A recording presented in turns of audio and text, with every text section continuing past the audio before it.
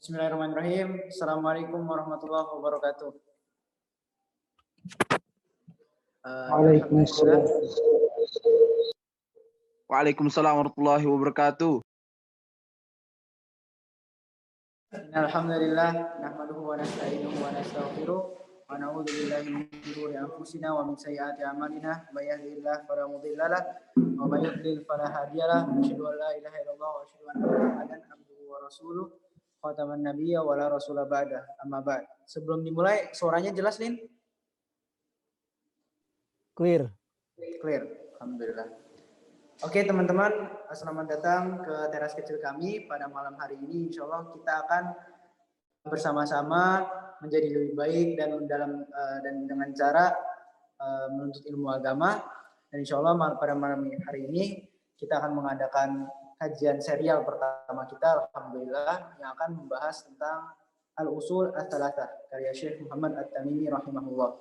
Pada teman-teman harap untuk mematikan mic-nya dan untuk para akhwat untuk mematikan kameranya. Insya Allah langsung saja kita mulai. Bismillahirrahmanirrahim. Tafadhol Ustaz Ashraf. Bismillahirrahmanirrahim. Alhamdulillahi rabbil alamin, hamdan katsiran tayyiban mubarakan fih, kama yuhibbu rabbuna wa yardah. Asyhadu an la ilaha illallah wahdahu la syarika lah. وأشهد أن محمدا عبده ورسوله لا نبي بعده أيها الإخوة السلام عليكم ورحمة الله وبركاته. Waalaikumsalam warahmatullahi wabarakatuh. Ikhwah, pemirsa yang dirahmati oleh Allah Subhanahu wa taala. Alhamdulillah kita memuji dan memuja Allah Subhanahu wa taala yang senantiasa selalu memberikan rahmatnya, kasih sayangnya kepada kita semua, memberikan hidayah Islam, memberikan hidayah iman kepada kita semua, yang tentunya kita sadari bersama bahwa ini merupakan nikmat yang paling besar yang Allah Subhanahu wa taala berikan kepada sebagian dari hamba-hambanya. Kita memohon, kita berdoa kepada Allah Subhanahu wa taala semoga kita termasuk hamba-hamba yang Allah Subhanahu wa taala berikan hidayah tersebut sepanjang hidup kita di dunia ini.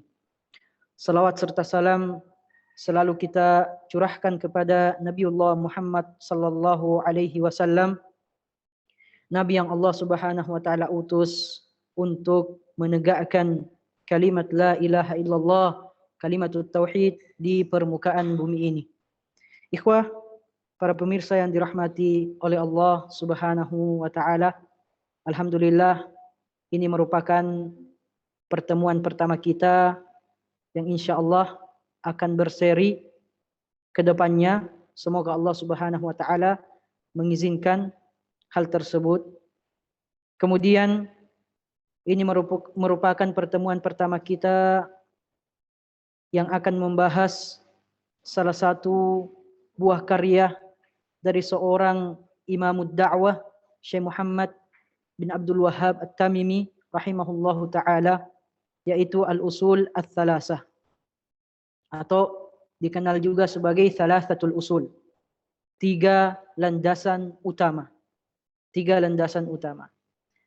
Al-usul ats-tsalatsah adalah sebuah risalah, tidak disebut sebagai sebuah kitab ya. Sebuah risalah, tulisan pendek yang ditulis oleh seorang imam dakwah yang membahas tentang perkara-perkara dasar di dalam akidah atau di dalam tauhid.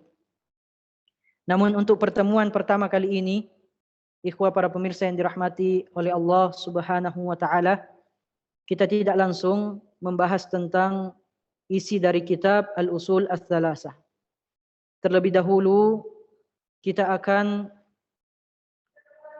membahas tentang bagaimana posisi akidah, posisi tauhid di dalam kehidupan kita sehari-hari. Apa pentingnya belajar akidah? Apa pentingnya belajar mentauhidkan Allah Subhanahu wa taala? Kita akan merenungi pentingnya belajar tauhid pentingnya belajar akidah berdasarkan fakta sejarah atau berdasarkan catatan sejarah. Maka ikhwah yang dirahmati oleh Allah Subhanahu wa ta'ala, hari-hari kejayaan umat Islam selalu kita akan kenang. Masa-masa kebanggaan tersebut selamanya tertuang di dalam sejarah Islam. Bila sejarah tersebut kemudian dilukiskan oleh seorang pelukis di atas sebuah kanvas, tempat untuk melukis, maka siapapun yang berdiri menikmati lukisan tersebut akan terpesona, akan sangat terpesona, dan bahkan akan mematung terkesima melihat indahnya lukisan tersebut. Pesona yang membentang dari timur ke barat, bahkan semerbak wanginya yang memenuhi hampir seluruh lapisan dunia. Ikhwan yang dirahmati oleh Allah Subhanahu wa ta'ala, para pemirsa, tinta sejarah telah mengisahkan bagaimana Islam meruntuhkan keangkuhan kekuasaan Romawi dan Persia. Islam dengan gagahnya membuat dua kekuatan adidaya tersebut bertekuk lutut di hadapannya.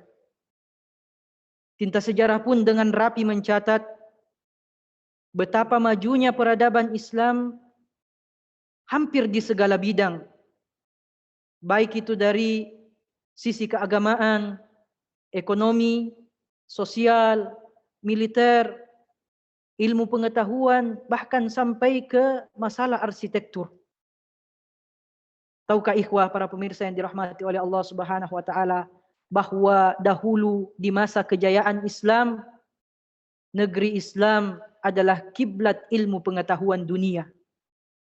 Putra-putri terbaik dari seluruh penjuru dunia diutus oleh orang tua mereka untuk menimba ilmu, menuntut ilmu di negeri-negeri kaum muslimin. Lembaran-lembaran bisu sejarahlah yang menjadi saksinya. Saksi betapa Islam dihormati dan disegani pada waktu itu. Dimulai dari semenjak diutusnya Nabi Sallallahu Alaihi Wasallam untuk menyampaikan risalah. Cahaya Islam menyebar, menerangi jazirah Arab. Tatkala beliau wafat, tanah Madinah, Mekah, Khaybar, Bahrain, Yaman, dan sebagian besar jazirah Arab telah Allah Subhanahu wa ta'ala taklukkan untuk kaum muslimin. Kemudian datang setelahnya Khalifatul Rasulullah sallallahu alaihi wasallam, Abu Bakar radhiyallahu taala anhu, melanjutkan perjuangan dakwah dan memimpin kaum muslimin. Melalui usahanya, upayanya beliau, Allah Subhanahu wa ta'ala perluas wilayah kekuasaan kaum muslimin. Abu Bakar mengutus pasukan ke Persia dengan Khalid Ibnul Walid sebagai panglimanya, sehingga mereka menaklukkan sebagian wilayah Persia. Abu Bakar juga mengutus 2 orang utusan yang dikomandoi, yang dipimpin oleh Abu Ubaidah Ibnul Jarrah ke dataran Syam, Amr ibnul As ke negeri Mesir. Dan setelah Abu Bakar radhiyallahu taala anhu wafat, naiklah khalifati Rasulullah sallallahu alaihi wasallam, Umar bin Khattab radhiyallahu taala anhu menggantikannya. Melalui jerih payahnya, usaha yang dilakukan oleh Umar bin Khattab, tentunya dengan izin Allah Subhanahu wa taala, kaum muslimin menguasai, menaklukkan seluruh wilayah Syam, seluruh wilayah Mesir, dan sebagian besar wilayah Persia. Bahkan memukul mundur Kaisar Romawi dari tanah Syam. Memukul mundur Kaisar Romawi dari tanah Syam ke Konstantinopel. Pada masa kekhalifahan setelahnya Utsman bin Affan, wilayah kaum muslimin semakin membentang dari timur ke barat. Bahkan dituliskan di dalam sejarah, cahaya Islam tersebar sampai ke Andalusia, bahkan sampai ke negeri Cina. Ikhwah pemirsa yang dirahmati oleh Allah Subhanahu wa taala, Islam perlahan tapi pasti terus berkembang sepeninggal Khulafaur Rasyidin yang 4.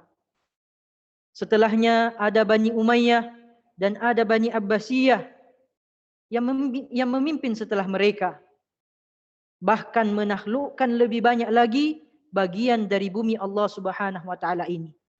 Maka tersebarlah wilayah Islam sejauh mata memandang sebagaimana yang disifati oleh Nabi sallallahu alaihi wasallam dalam hadisnya yang diriwayatkan oleh Al-Imam Bukhari, di mana beliau mengatakan bahwasanya sesungguhnya Allah telah melipat bumi ini bagiku.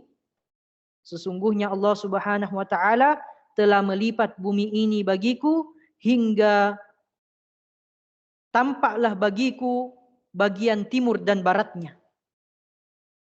Ya, hingga kulihat timur dan baratnya.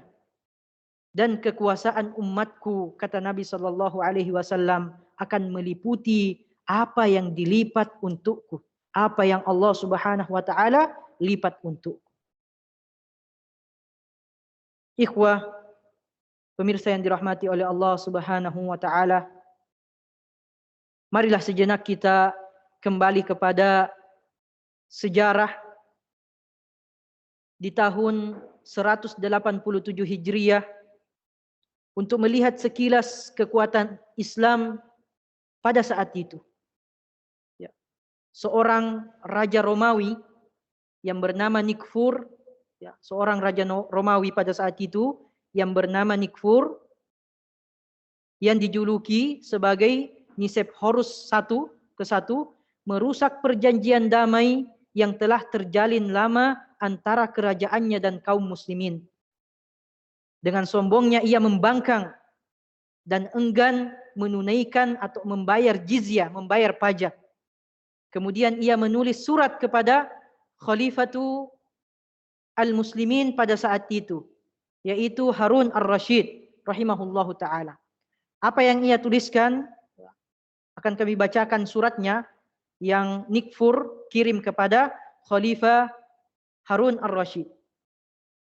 Dia menuliskan dari Nikfur Raja Romawi, teruntuk Harun ar-Rasyid Raja Arab.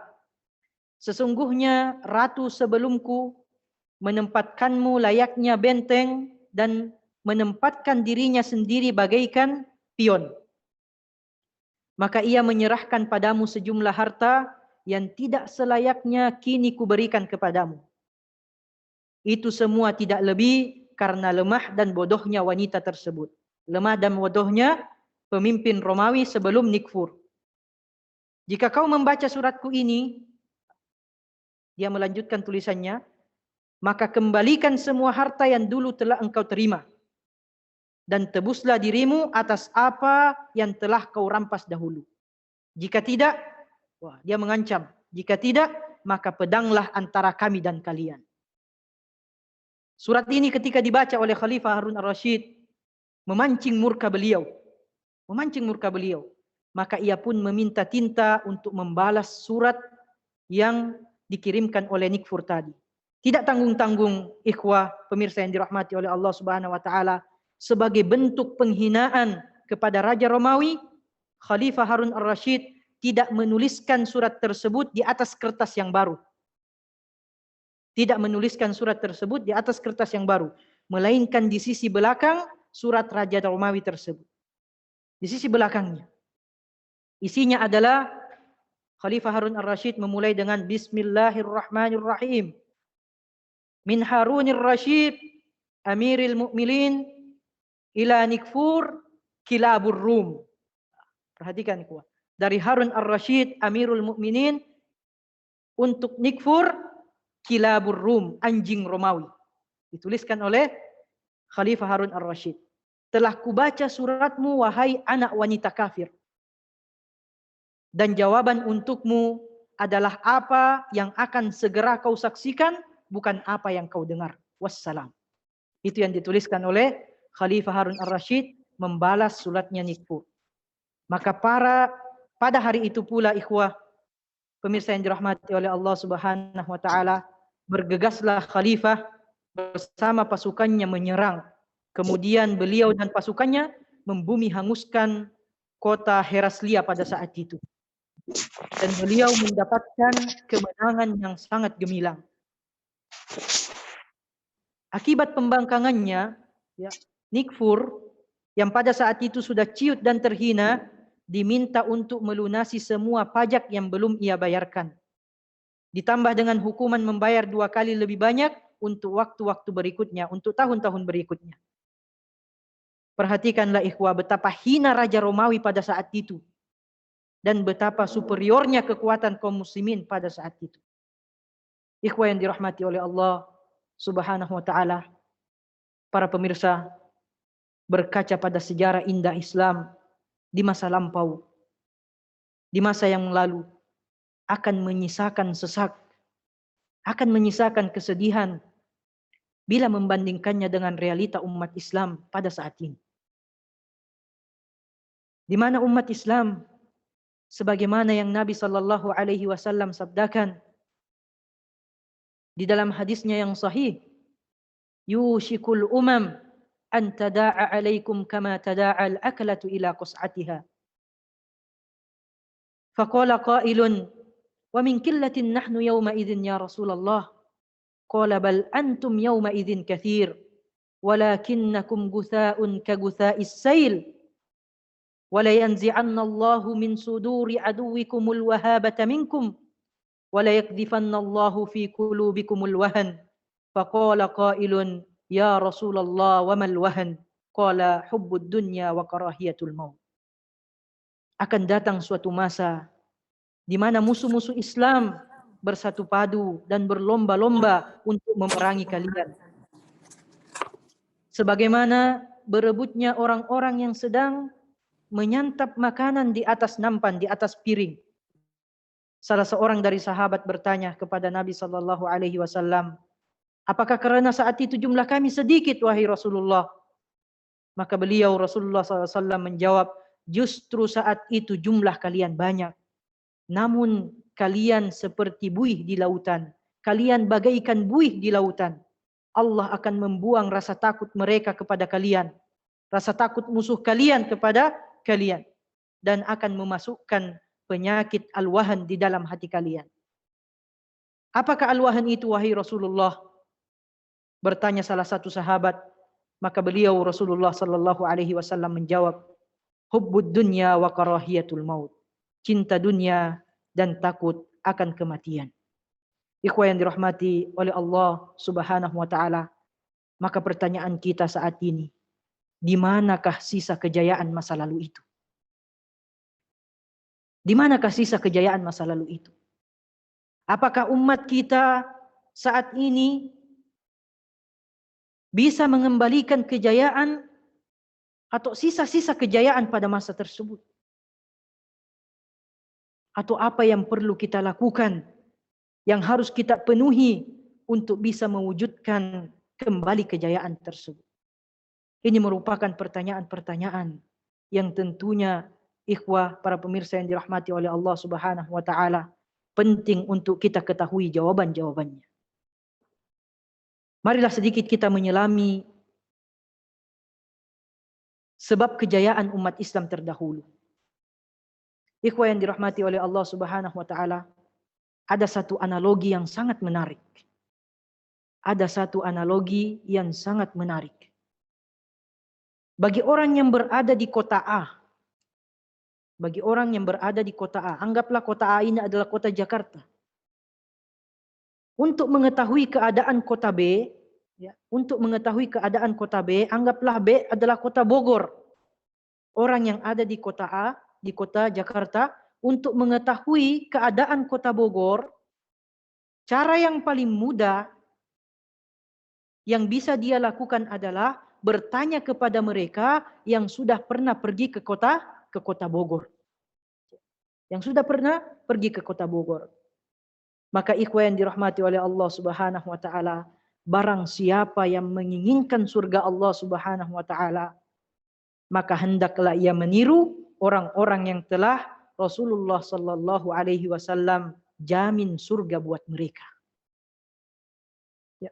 Barang siapa yang mengharapkan surga Allah Subhanahu wa taala, maka hendaklah dia meniru orang-orang yang telah Rasulullah sallallahu alaihi wasallam jamin surga buat mereka. Banyak di antara sahabat-sahabat Nabi yang Nabi sallallahu alaihi wasallam sebutkan mereka termasuk ahlul jannah, mereka termasuk penghuni surga Allah Subhanahu wa taala.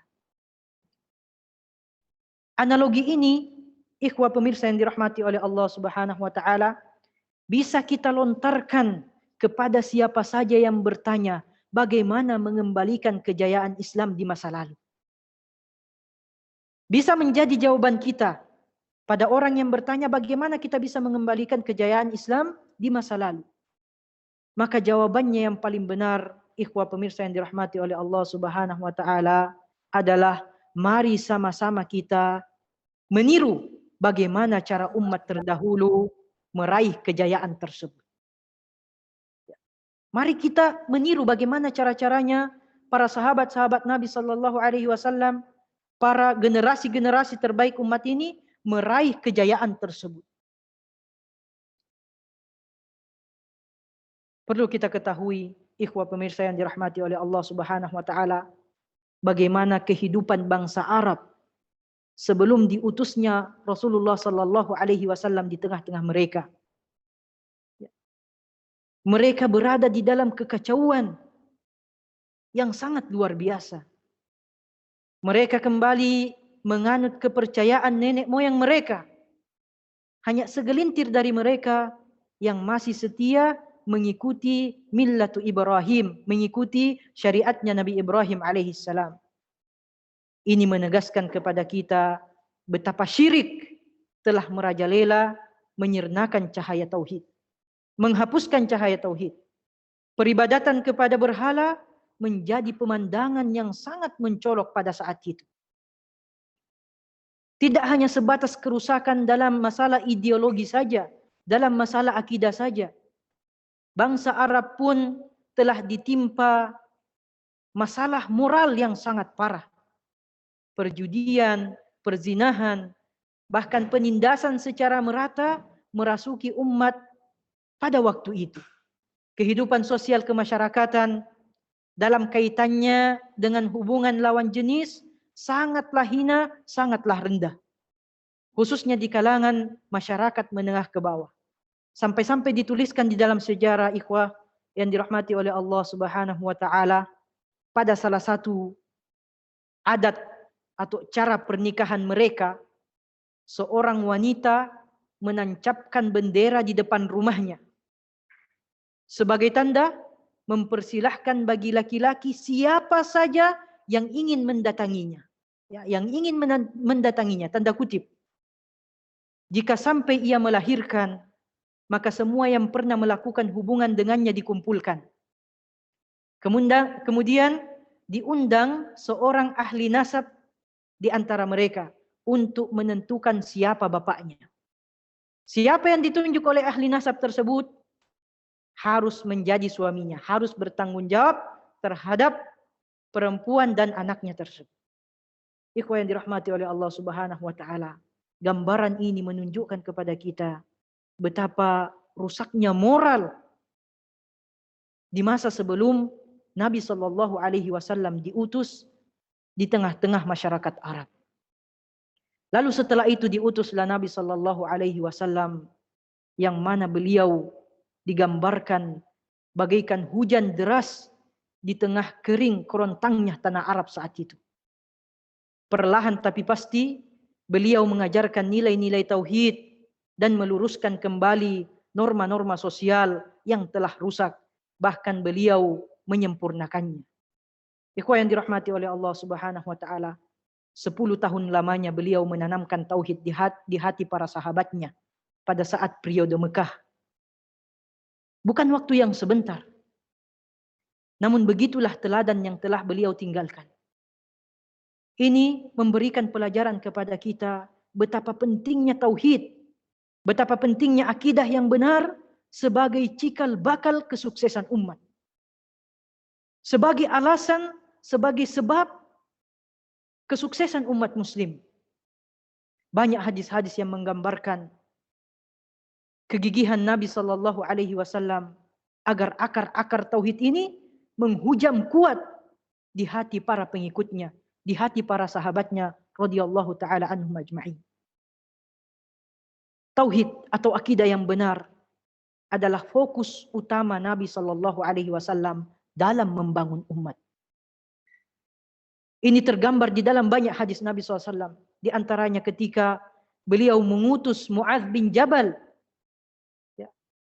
dalam misi dakwahnya ke negeri Yaman, di mana Nabi Shallallahu Alaihi Wasallam mengatakan kepada Mu'adz, innakum sata'ti qauman ahla kitab, faltakum awwalu ma tad'una bihi tauhidallah. Di riwayat yang lain, faltakun awwalu ma tad'una bihi syahadata an la ilaha illallah.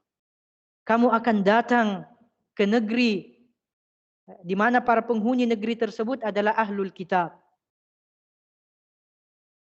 Apa pesan Nabi Shallallahu Alaihi Wasallam? Apa wasiat Nabi Shallallahu Alaihi Wasallam kepada Mu'adz? Hendaknya yang paling pertama engkau dakwahkan kepada mereka adalah mentauhidkan, memurnikan tauhid kepada Allah Subhanahu Wa Taala. Mempersaksikan bahwa tiada ilah yang berhak disembah melainkan Allah Subhanahu wa taala. Ini merupakan salah satu dalil yang membuktikan bahwasanya Nabi Shallallahu Alaihi Wasallam menjadikan perkara tauhid sebagai perkara nomor satu yang bisa menyebabkan kesuksesan umat ini. Ikhwan yang dirahmati oleh Allah Subhanahu wa taala. Mungkin ada di antara kita yang kemudian bertanya, mengapa tauhid? Mengapa harus tauhid? Jawabannya ikhwah, pemirsa yang dirahmati oleh Allah Subhanahu wa taala, tidak lain karena tauhid atau akidah yang benar merupakan perkara asas, merupakan perkara usul, merupakan perkara mendasar, atau merupakan pondasi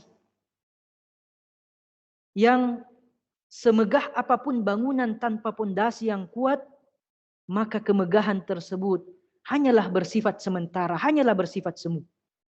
Karena suatu saat pasti akan hancur. Nabi Shallallahu Alaihi Wasallam pun yakin akan janji Allah Subhanahu Wa Taala di dalam surah An-Nur ayat 55. Perhatikan ikhwah yang dirahmati oleh Allah Subhanahu Wa Taala. Allah menggambarkan secara jelas apa yang menjadi alasan kemenangan umat-umat terdahulu, kejayaan umat-umat terdahulu dibandingkan umat-umat lainnya. Bagaimana janji Allah Subhanahu wa taala di dalam surah An-Nur ayat 55.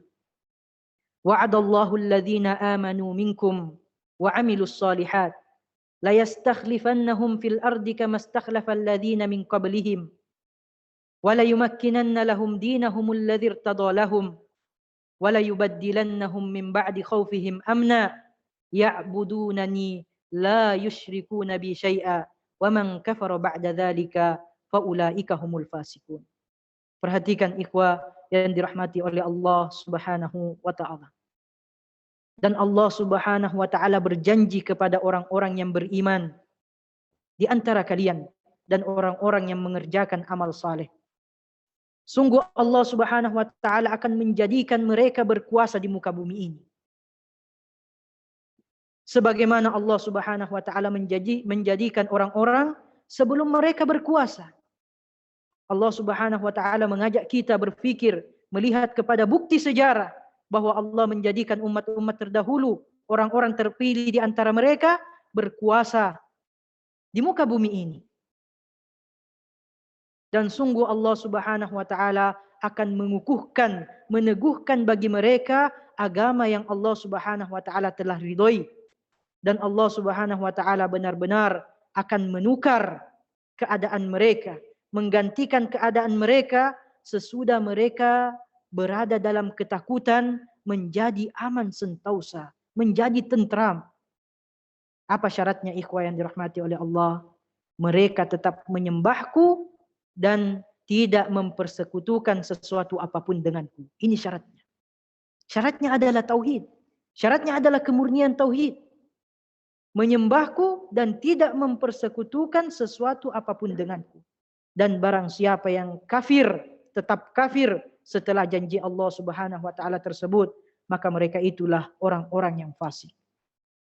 Ikhwan yang dirahmati oleh Allah Subhanahu wa taala, para ulama tafsir menjelaskan bahwasanya ayat yang mulia ini adalah dalil pentingnya memurnikan tauhid kepada Allah Subhanahu wa taala, pentingnya berakidah dengan akidah yang benar, sehingga Allah Subhanahu wa taala akan memberikan janjinya kepada kita, menjadikan kita orang-orang yang beriman kepada Allah Subhanahu wa taala berkuasa di muka bumi ini.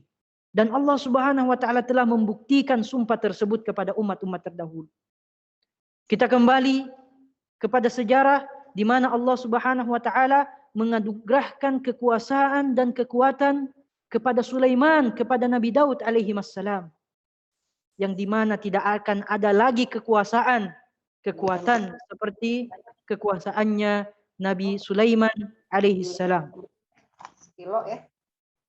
Ikhwan yang dirahmati oleh Allah Subhanahu wa taala, Allah juga bersumpah akan menjadikan Islam sebagai agama yang kokoh dan mengungguli agama-agama lainnya.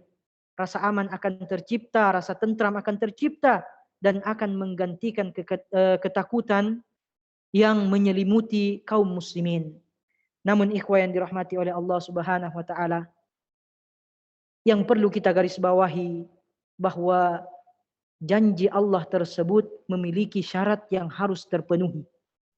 Memiliki syarat yang harus terpenuhi agar janji tersebut bisa terwujud. Dan syarat yang paling besar yang Allah Subhanahu wa taala tuliskan di dalam firman-Nya adalah kita mengesahkan, memurnikan tauhid kepada Allah Subhanahu wa taala. Hanya mengesahkan Allah Subhanahu wa taala semata dalam ibadah kita kepadanya. Maka ikhwah, seandainya kita menginginkan kejayaan tersebut, kita harus merealisasikan syarat yang Allah Subhanahu wa taala sebutkan. Ya. Dengan mendakwahkan tauhid ini kepada masyarakat, kepada orang-orang yang belum betul-betul memahaminya. Ikhwah yang dirahmati oleh Allah Subhanahu wa taala, seandainya kita sedikit saja merenung betapa lemahnya kaum muslimin saat ini. Hal ini tidaklah terjadi kecuali karena kaum muslimin jauh dari mentauhidkan Allah Subhanahu wa taala, memurnikan tauhid kepada Allah Subhanahu wa taala.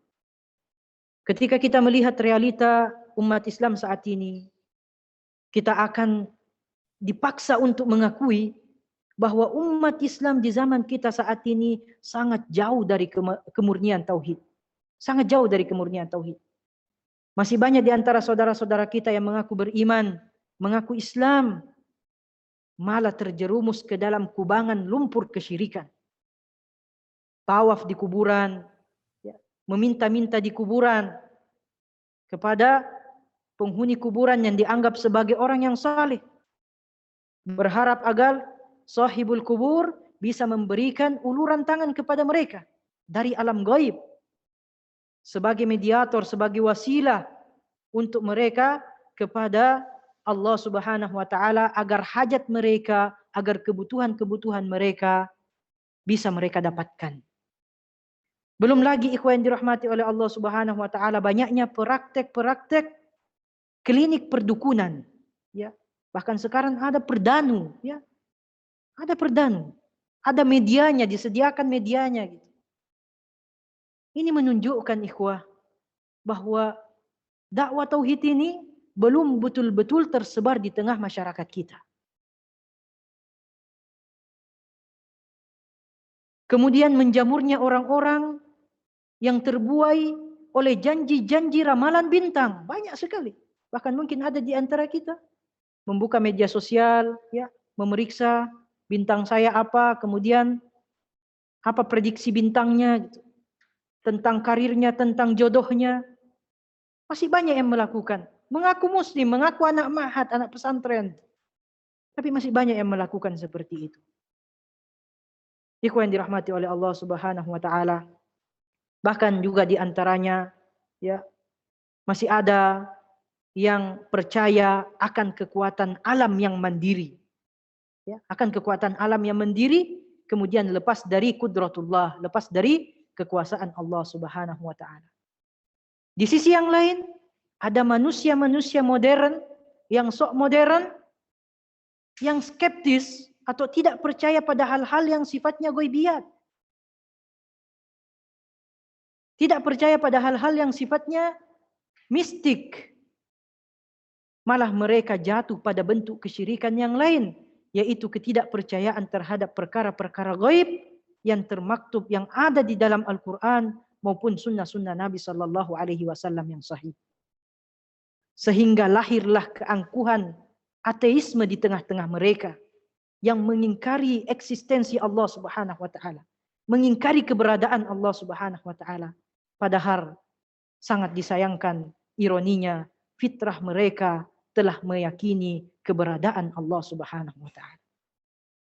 Ikhwan yang dirahmati oleh Allah Subhanahu wa taala, ketika kita mampu menegakkan tauhid di muka bumi ini, insyaallah dengan izin Allah Subhanahu wa taala, Allah akan menurunkan kejayaan terhadap umat ini.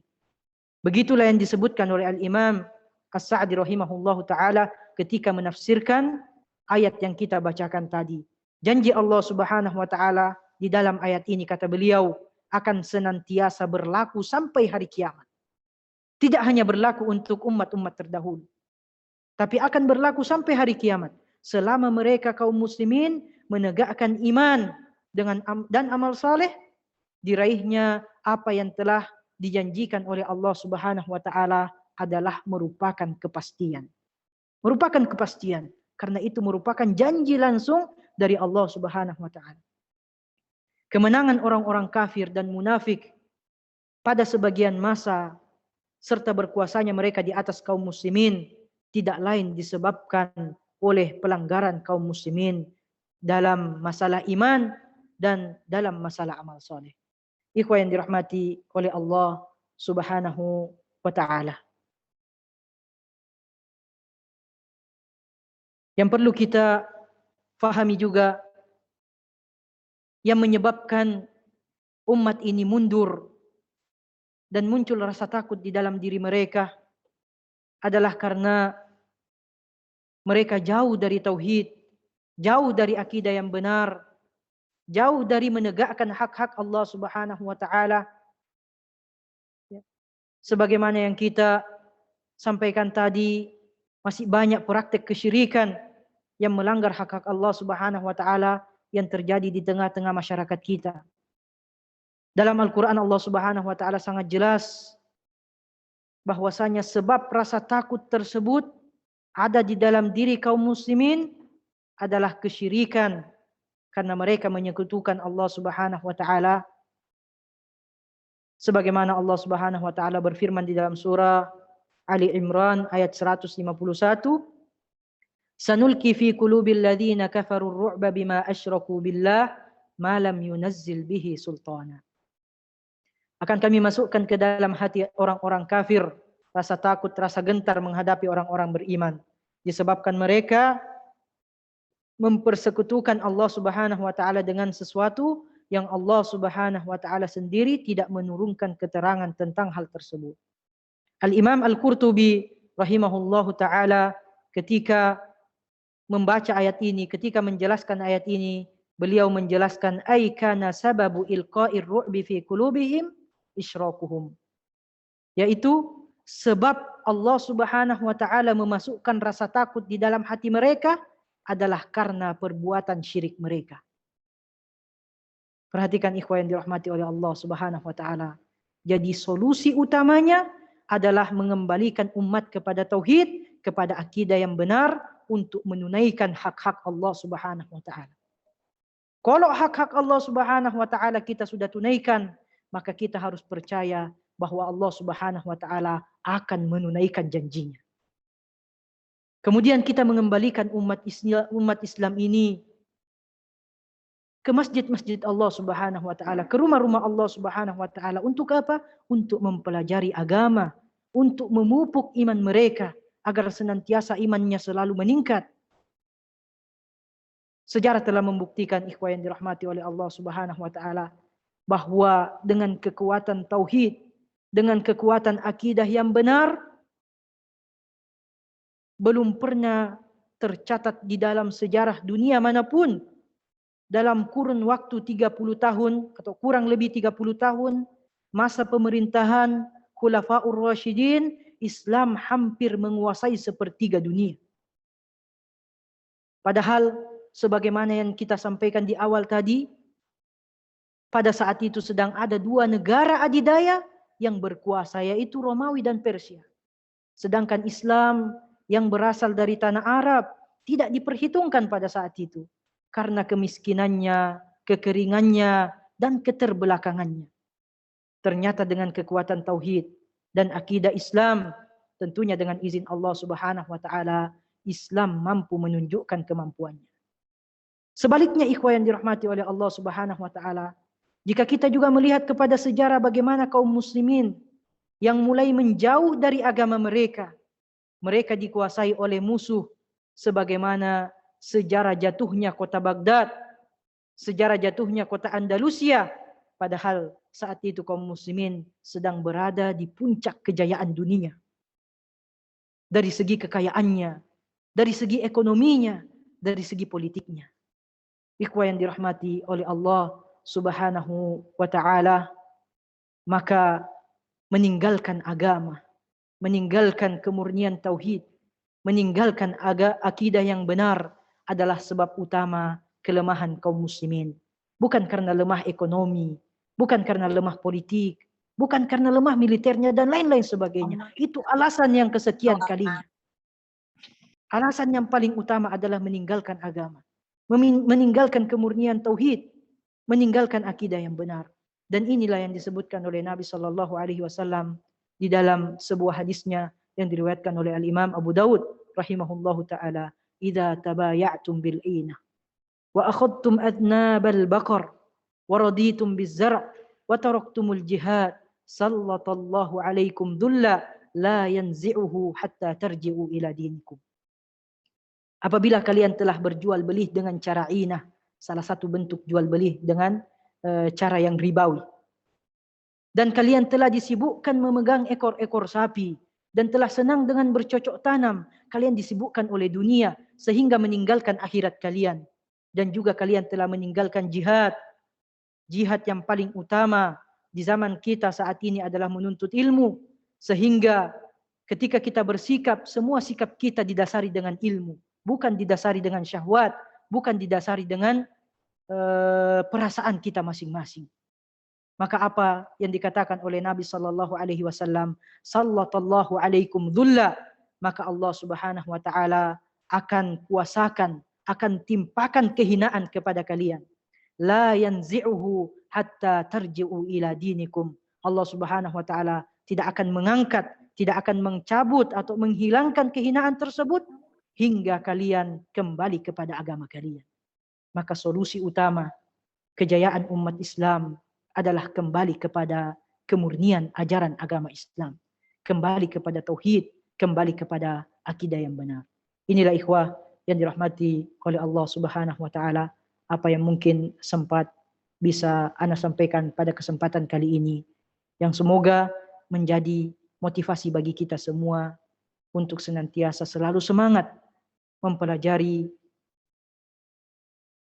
tauhid, mengisahkan Allah Subhanahu wa taala dengan sebenar-benarnya, begitupun mempelajari akidah yang benar sehingga menuntun kita mendapatkan ridho Allah Subhanahu wa taala, dan agar Allah Subhanahu wa taala merealisasikan janjinya kepada kaum muslimin. Hadza wa sallallahu wasallam ala nabiyyina Muhammadin wa ala alihi wa sahbihi wa sallama tatsliman katsira. Ana kembalikan kepada Raisul Majlis. Boleh tafadhal masykuran. Syukron jazakallah khair Ustadz. Kita beralih ke sesi tanya jawab. Untuk teman-teman yang ingin bertanya bisa raise hand ataupun ketik pertanyaan di kolom chat. Sudah ada pertanyaan yang masuk, Ustadz.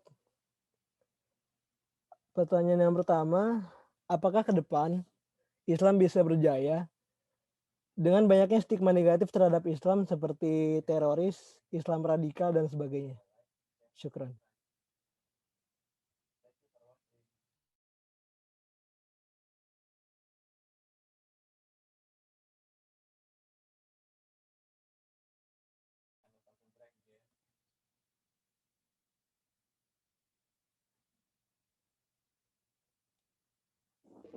Afan, ana kurang menjelaskan, kurang mendengarkan ininya, kurang mendengarkan soalnya. Boleh diulang? Oke, Ustadz. Apakah ke depan Islam bisa berjaya dengan banyaknya stigma negatif terhadap Islam seperti teroris, Islam radikal, dan sebagainya? Nah, Syukran. ayuhal ikhwah, itulah kembali kita menasihatkan kepada diri anak sendiri, begitupun kepada ikhwah pemirsa sekalian, pentingnya kita menuntut ilmu. Ya, pentingnya kita menuntut ilmu. Pentingnya kita mempelajari akidah yang benar. Karena adanya pemikiran-pemikiran seperti terorisme dan Islam radikal itu karena salah di dalam memahami akidah. Ini bentuk kesalahan di dalam memahami akidah. Sehingga nanti ujungnya mengantarkan mereka kepada pemahaman khawarij.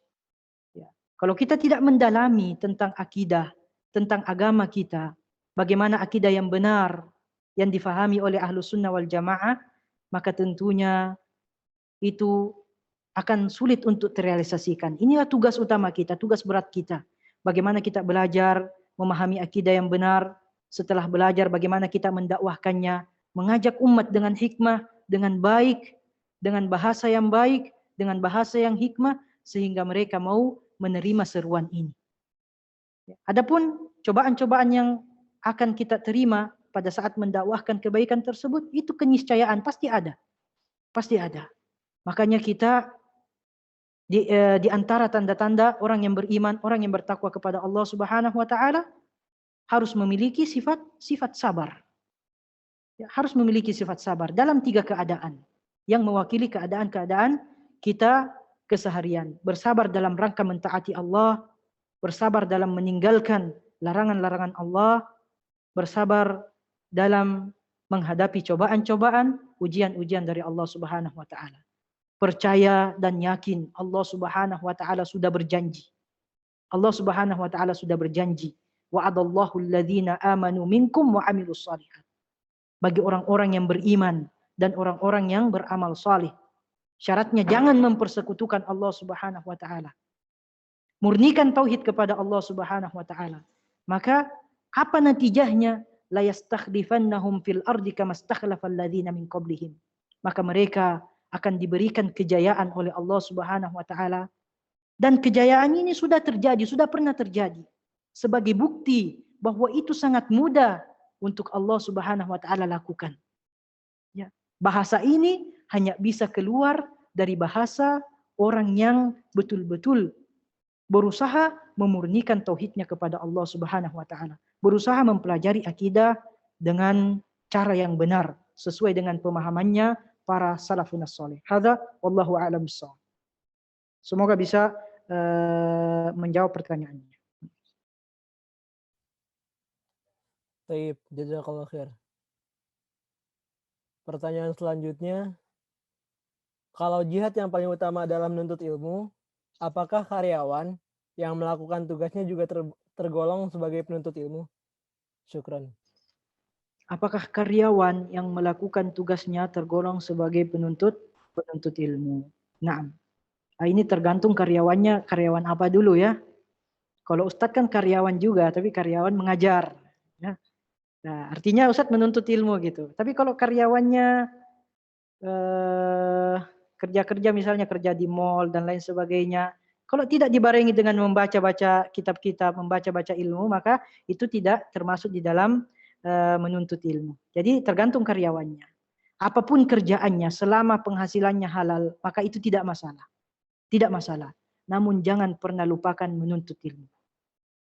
Selalu menyisakan waktu untuk menuntut ilmu. Selalu menyisakan waktu untuk membaca Al-Quran, mengkaji Al-Quran, mendengarkan kajian-kajian dari orang-orang yang ahli di bidangnya. Dari orang-orang yang ahli di bidangnya. Salah juga kalau sembarang kita mendengarkan kajian. Kita harus tahu keahliannya apa yang kita butuhkan, kemudian kebutuhan tersebut kita ambil dari mana? Dari orang yang ahli di bidang tersebut. Jadi kalau ditanyakan, ya, apakah karyawan yang mengerjakan pekerjaannya termasuk juga menuntut ilmu, tergantung karyawannya karyawan apa. Hadza wallahu a'lam bissawab. Syukran jazakallahu khair. Nah, ya. Pertanyaan selanjutnya, Ustadz ahsanallahu ilaikum, bagaimana kita menjelaskan kepada teman-teman pentingnya tauhid? Bagaimana kita menjelaskan kepada teman-teman pentingnya tauhid? Ya, salah satu yang Ustadz lakukan saat ini, ikhwah, ya, memotivasi mereka, memberikan gambaran-gambaran, memberikan fakta-fakta, kenyataan pentingnya untuk mempelajari tauhid. Sebarkan kenyataan fakta-fakta yang ada di masyarakat. Bagaimana kesyirikan masih tersebar luas, perdukunan juga tersebar luas. Ini menandakan bahwasanya tauhid itu masih sangat minim dipahami oleh masyarakat kita. Padahal mereka adalah saudara-saudara kita. Mereka semuanya mengaku muslim. Relakah kita membiarkan mereka, ya, terjerumus di dalam kesalahan-kesalahan tersebut yang bisa menjerumuskan mereka ke dalam murka Allah Subhanahu wa taala? Ajak sahabat kita, ajak teman kita dengan cara yang hikmah, ya, dengan cara yang hikmah. Cara hikmah di dalam berdakwah, Ustaz tambahkan sedikit, cara hikmah di dalam berdakwah sebagaimana yang dijelaskan oleh Ibnu Qayyim Al-Jauziyah di dalam Madarijus Salikin, fi'lu ma yanbaghi fil wajhi alladhi yanbaghi, fi'lu ma yanbaghi fil waqti alladhi yanbaghi 'ala al-wajhi alladhi yanbaghi. Melakukan sesuatu yang tepat di waktu yang tepat, 'alal wajhi alladhi yanbaghi, dengan cara yang tepat pula. Nah, ini dakwah dengan hikmah, melakukan sesuatu yang tepat di waktu yang tepat dengan cara yang tepat pula. Wa arkanuha al-ilmu wal hilmu wal ana. Rukunnya harus dengan ilmu. Nah, bagaimana kita bisa mendakwahkan tauhid kalau kita tidak memiliki ilmu? Wal hilmu as-sabr wal musabarah. Harus sabar dan terus bersabar di dalam mendakwahkan. 1-2 orang menolak itu tidak masalah. Bahkan ada di antara nabi yang tidak memiliki pengikut, ya, ditolak oleh semua masyarakat yang dia dakwai. Maka kita juga harus bersabar ketika mendakwai mereka. Tapi kesabaran itu harus dibarengi dengan metode-metode yang terbaik untuk menyampaikan dakwah ini kepada mereka. Wal ana, kita harus bersusah payah.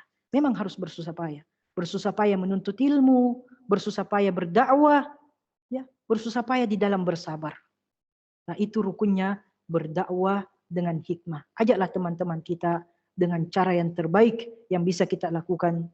Insya Allah kita memohon taufik, memohon hidayah kepada Allah Subhanahu wa taala sebagaimana Allah Subhanahu wa taala menganugerahkan hidayah tersebut kepada kita, kita meminta juga Allah menganugerahkan hidayah tersebut kepada saudara-saudara kita. Wallahu a'lam bishawab.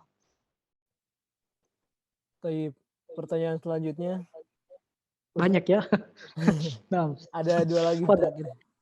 nah, Ustadz, Ana pernah mendengar hadis yang menyebutkan bahwa jika bersumpah dengan selain Allah, maka telah kafir atau syirik. Apakah syirik besar atau kecil, Ustadz? Dan apakah syirik besar tidak selalu sama dengan kafir? Syukran. Bersumpah atas nama Allah Subhanahu wa taala. Ikhwan yang dirahmati oleh Allah Subhanahu wa taala, berkenaan dengan masalah bersumpah, ya, anjurannya sebenarnya jangan terlalu banyak bersumpah, ya. Jangan terlalu banyak bersumpah. Ini disebutkan di dalam Al-Quran, kalau salah itu di surah Al-Maidah, wahfadhu aimanakum. Wahfadhu aimanakum. Jagalah sumpah-sumpah kalian. Dalam surah Al-Maidah ayat 80-an ke atas, ya. Dalam surah Al-Maidah. Juga Nabi SAW menerangkan di dalam sebuah hadis ada 3 golongan, Ustadz lupa ininya ya, teksnya dengan lengkap. Ada 3 golongan yang Allah Subhanahu wa taala tidak ajak bicara. Ya, tidak dilihat oleh Allah Subhanahu wa taala pada hari kiamat, dan dia juga tidak disucikan oleh Allah Subhanahu wa taala, dan dia juga mendapatkan azab yang pedih. Di antaranya ikhwah yang dirahmati oleh Allah Subhanahu wa taala, tidaklah dia menjual atau membeli kecuali dengan bersumpah. Ya. Tidaklah dia menjual atau membeli kecuali dengan bersumpah. Ini merupakan anjuran dari Nabi Shallallahu Alaihi Wasallam, begitupun anjuran Al-Quran untuk jangan terlalu sering bersumpah. Dan berkenaan dengan pertanyaannya tadi, ya, apakah ketika kita bersumpah kepada selain Allah itu merupakan kesyirikan? Apakah termasuk syirik besar atau syirik kecil? Wallahu a'lam bishawab. Ini dikategorikan oleh ulama ya sebagai syirik kecil. Sebagai syirik kecil. Tidak termasuk syirik besar. Apa perbedaan antara syirik besar dan syirik kecil? Ikhwan yang dirahmati oleh Allah Subhanahu wa taala, ada beberapa perbedaannya antara syirik besar dan syirik kecil. Di antaranya adalah orang yang melakukan syirik besar itu keluar dari agama Islam. Orang yang melakukan syirik kecil tidak keluar dari agama Islam. Orang yang melakukan syirik besar muhbitun likullil amal, menghapuskan semua amalannya, apapun amalannya. Anggaplah dia mendapatkan 10 kali Lailatul Qadar. Setelah itu melakukan syirik besar, habis semua amalannya. Habis semuanya. Orang yang melakukan syirik kecil hanya menghapuskan amalan yang dibarengi dengan syirik kecil tersebut.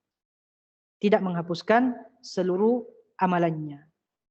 Orang yang melakukan syirik besar, ketika dia tidak bertaubat, mukhalladun finnar, akan dikekalkan di dalam nerakanya Allah Subhanahu wa taala.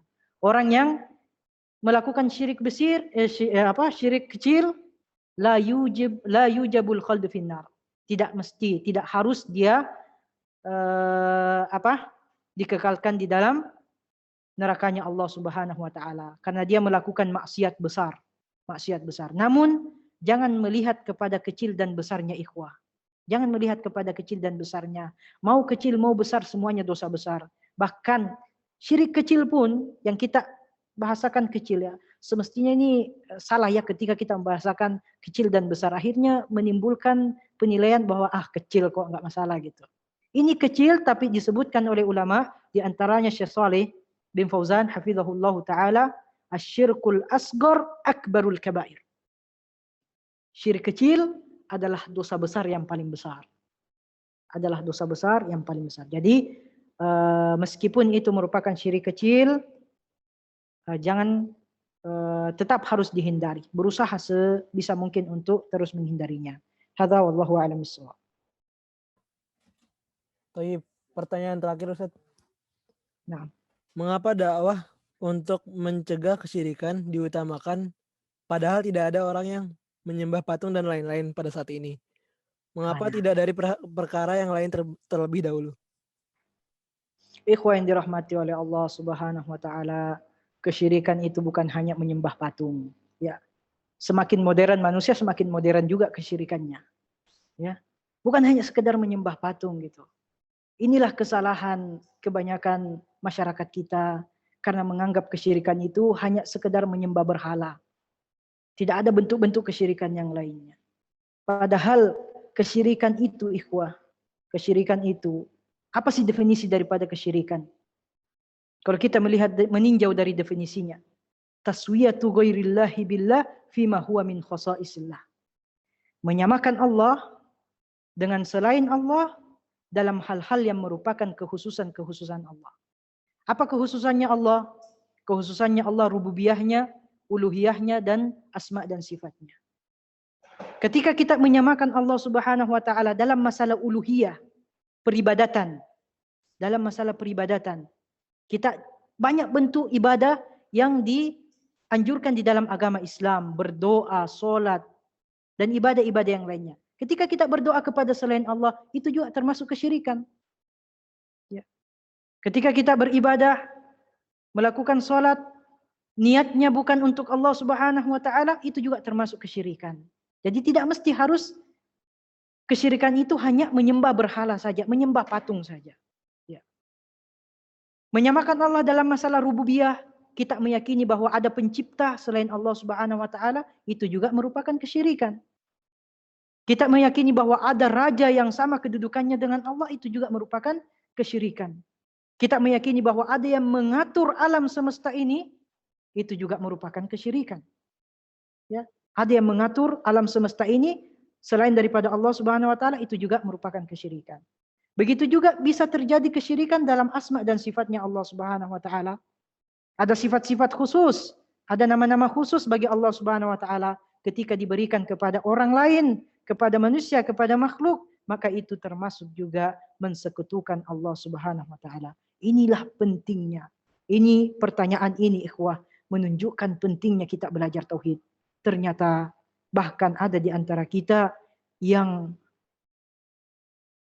apa istilahnya mengetahui bahwa tauhid itu hanya sekedar atau syirik itu hanya sekedar menyembah berhala semata atau menyembah patung semata. Hasya wa kalla ayyuhal ikhwah. Banyak sekali model-model kesyirikan yang tersebar di masyarakat kita saat ini. Untuk memahaminya dengan baik, ana menganjurkan untuk membaca Kitabut Tauhid. Nama tulisannya Kitabut Tauhid yang dikarang oleh orang yang sama yang mengarang Al-Usul As-Salasa, Syekh Muhammad At-Tamimi rahimahullahu taala. Di situ beliau menjelaskan hakikat tauhid, hakikat syirik. Setelah itu berbab-bab, setelahnya beliau menjelaskan macam-macam kesyirikan, baik itu syirik besar ataupun syirik kecil.